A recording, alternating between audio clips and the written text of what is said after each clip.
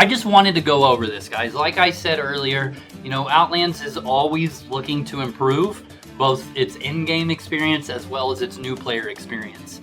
You know, something I've said from the beginning, and it's no surprise to them.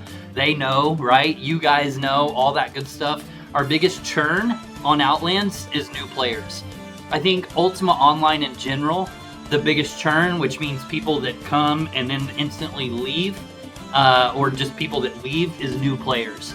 I think that Outlands does a great job saying, hey, we have a wonderful game, come play it, but the new player experience is garbage. And it's not Outlands' fault, it's just the fact that the game is 30 years old. And, you know, in a day where your hand is held and you're walked from point A to B and from point B to greatness and all that crazy stuff, Ultima Online doesn't have that, right? And so what they have done is they have added quests, new player experience testing patch. So I just wanted to run over this real quick. This post contains new features and mechanics currently in place on the test shard, intended to improve character creation and the new player experience on Outlands.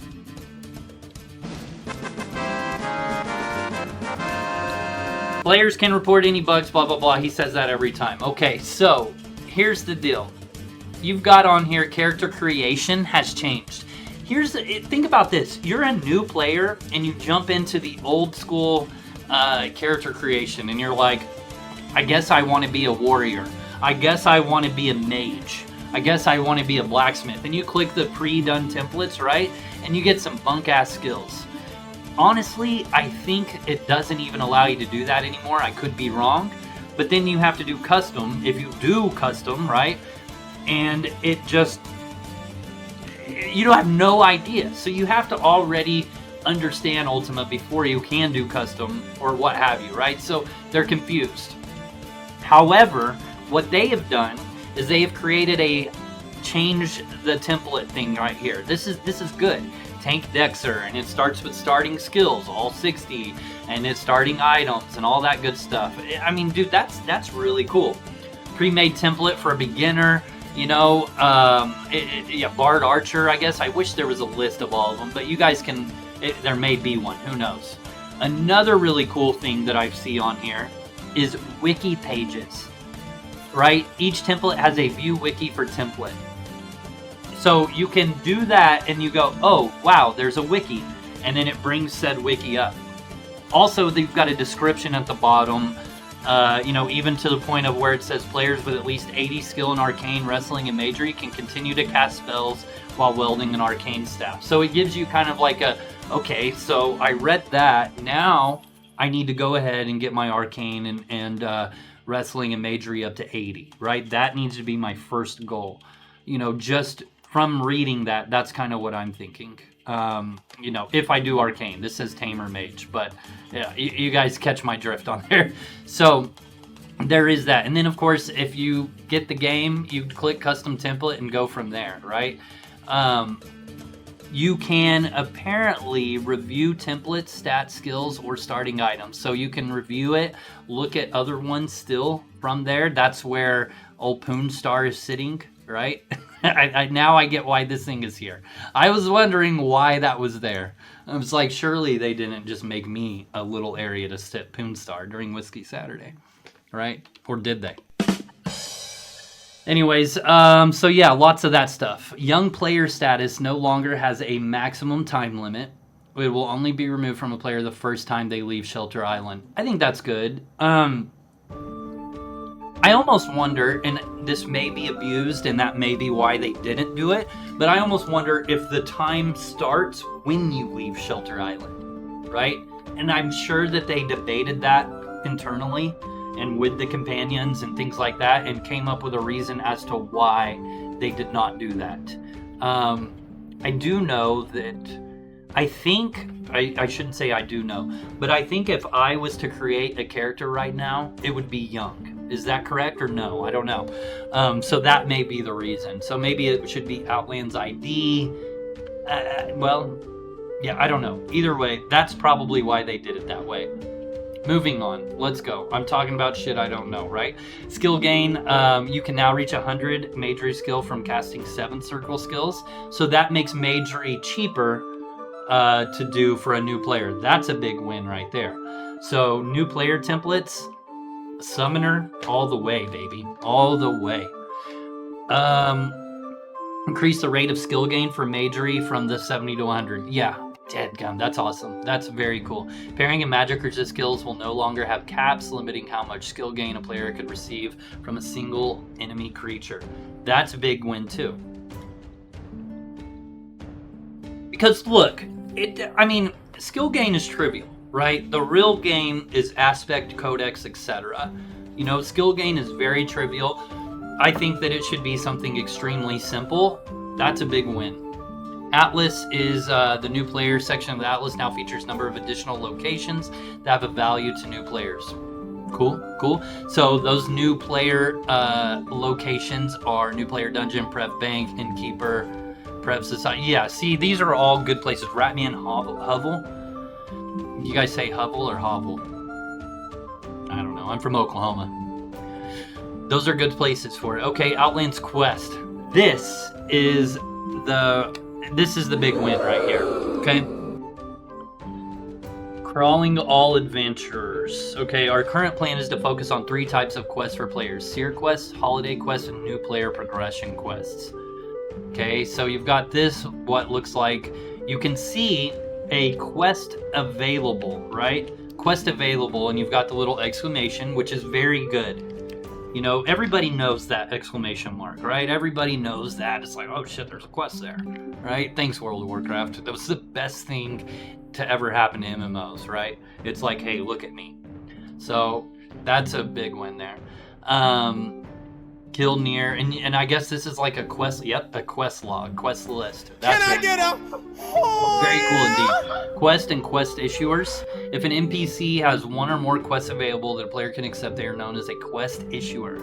The player will see words, quest available. Yeah, we just talked about that. And I see. Oh, look at that! It actually moves too. Look how the bouncy, so bouncy. That's so cool, dude. So cool. Okay, so they one-upped Warcraft. Good job. Wouldn't be surprised there. Players can double-click this issuer and say click quest offer, or they can just say quest. Okay, cool. Oh man, so is this changing societies then? Because this guy is in the society area. That's interesting. I guess we'll find out maybe tomorrow, or as I read further.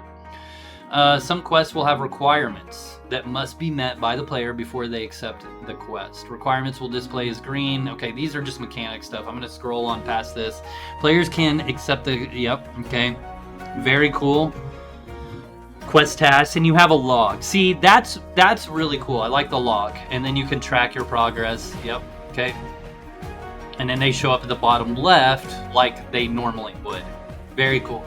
When a player completes an individual task for a quest, they receive a pop-up menu and visual sound indication. I wish there was a little button that we could play it right now, but I'll just wait. Oh, and it's got a little, all right, done. That's cool. That's cool. All right, failure conditions. Time expired. Okay, perfect. Abandoning quests, so you can abandon them if you took it and you're like, yeah, fuck this. Quest issuer. The issued by section of the quest menu lists the name of the quest issuer, and players can click the button next to their name to launch a map. So you'll find where the quest issuer is. Okay. Players will find this useful as they must return to the quest issuer. Got it. Yeah. That makes sense. Okay. Complete quest. When a player completes all tasks needed for the quest, they will receive a pop-up menu and visual sound effect. This is just like a well thought out quest system, which is going to give new players a sense of direction as to what they're going to do, which is lacking in Ultima Online, right? Ultima Online in general, it's like you log in and then they're like, what do I do? And, you know, back in the day, it's like, well, it's your sandbox, so go have fun. And they would understand that. But today's age of MMORPGs, it's like, you need to go from here to here. Right? They all want that direction. So this is good. This is good. This teaches them the game. To complete the quest, they must return. We talked about that. Quest rewards. Aspect starter bundle. Okay, so if I go down here a little bit further, which I want to catch this part right here because I'm sure there's questions on it. When a player accepts a quest, the quest is considered accepted for all characters across their Outlands ID. That's good. That's very good. Any character on any of their accounts on their Outlands ID will contribute progress towards tasks on the quest. This also means that any character across their Outlands ID can also trigger the failure condition. Okay. New player quests. This is the big one. They've got a Rune Tome quest, so you would earn 2,500 gold in the new player dungeon from killing monsters or opening dungeon quests. That's cool. Only players who have earned 5 million gold or less across all their accounts are eligible for this quest. That's good. So I'm not eligible, right? You're not going to have a bunch of veteran players getting a free blessed Rune Tome over here with new player locations in there. That's cool, because then it has all those new player locations that I believe are the same from their Atlas.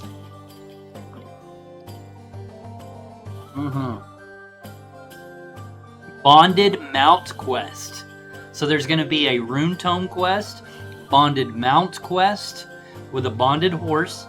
You've got a Codex Starter Bundle quest, which gives you... Okay, so how does it pick that? They complete it and then they double click it. They alternate swords, archery, etc. Okay, very cool. Aspect Starter Bundle quests. So this is going to give you unlock up to 3 different three aspects. Oh yes, that's great. That is very good. Because, so me as a new player, what I personally would do is I would pick one. And I'd play that one. And I'd be like, shit, I don't like this one. Oh, I picked the wrong one. I picked fucking Earth. I picked Earth. Right? With an F. Earth with an F. Capital F. And then I'd go into the new player channel. I'd be like, hey guys, I've been playing Earth. I'm level 4, capital F. And I suck. And they'd be like, yeah, dude. And then some troll would tell me to pick air, and then I'd suck even worse with a capital R because it's rated R for... Never mind. And then somebody would tell me to pick the right one, and I would be successful, right? So basically you get to pick multiple ones from your Aspect Starter Bundle. That's really cool. That's really cool. Now, here's a question. Based off of what I just said, is that feasible? Or is it you pick 3 right off the bat? That's a question. I mean, is it like, okay, 3 charges remaining. There you go. So if I did 1, it would say 2 charges remaining. Perfect. Okay, there you go.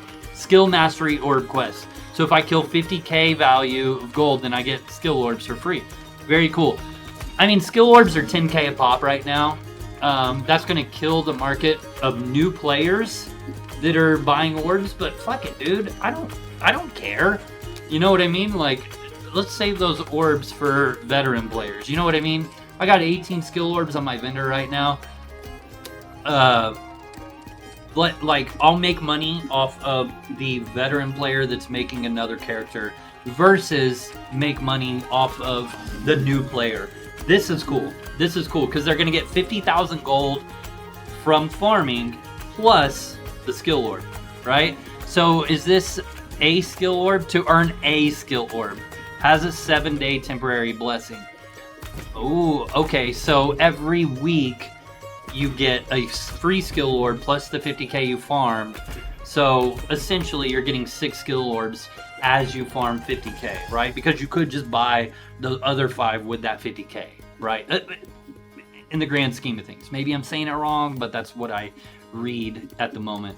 Epic Skill Scroll Masteries. Okay, so it's the same thing for a skill scrolls. So Epic Skill Scrolls were very popular when I started the server because they increase every skill cap by 1. So that's animal lore, animal taming, herding, veterinary, magery, literally every skill. It's a skill scroll for every skill.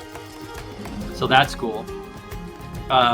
Used to, I would buy an epic skill scroll because a taming skill scroll was 75k and a animal lore skill scroll was 50k, but a epic skill scroll was 100k, so I would save the difference and I'd get all the others as well. So all right, mastery chain and bronze link reforged tool. Okay, so we're even getting into oh, and it's a chain.